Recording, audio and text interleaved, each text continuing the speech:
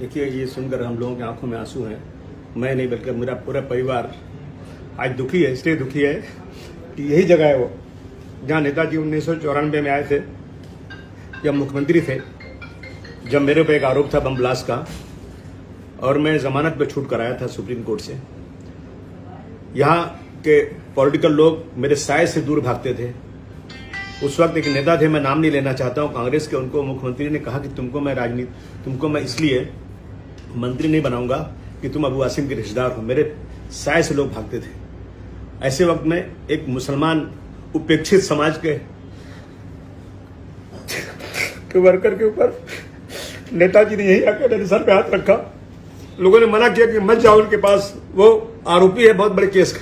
नेताजी ने कहा मैं जानता हूं ये झूठ है, और नेताजी ने कहा अबू आसिम तुम काम करो, मैं तुम्हारे साथ खड़ा हूं। बहुत अखबारों में नेताजी के खिलाफ बहुत छपा, लेकिन नेताजी बिल्कुल पहाड़ की तरह से खड़े होकर उसका मुकाबला किया।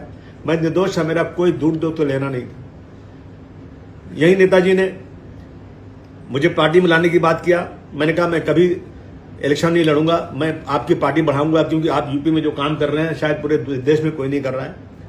और मैं कभी इलेक्शन लड़ता नहीं था।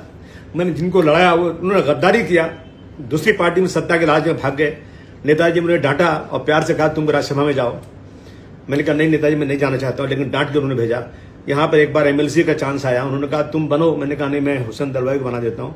कहा नहीं मत बनाओ, तुम बनो। मैं नहीं बना, मैं उनके वसूलों को लेकर चलता रहा। मुझे नेताजी की मोहब्बत मेरे दिल में है।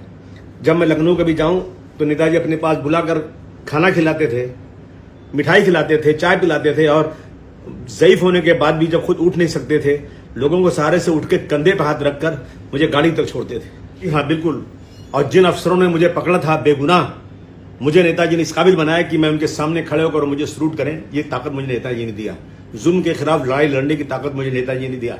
नेताजी समाज के सबसे आखिरी आदमी को, मैं एक बार बैठा था लखनऊ के ऑफिस में, भीड़ लगी हुई थी, नेताजी भाषण कर रहे थे, मुझे बुलाया उन्होंने, और सबसे कमजोर औरत जिसके पैर में चप्पल नहीं थी, गंदी साड़ी पहने हुए औरत, उसको बुलाया, बोलो तुम्हारा क्या काम है।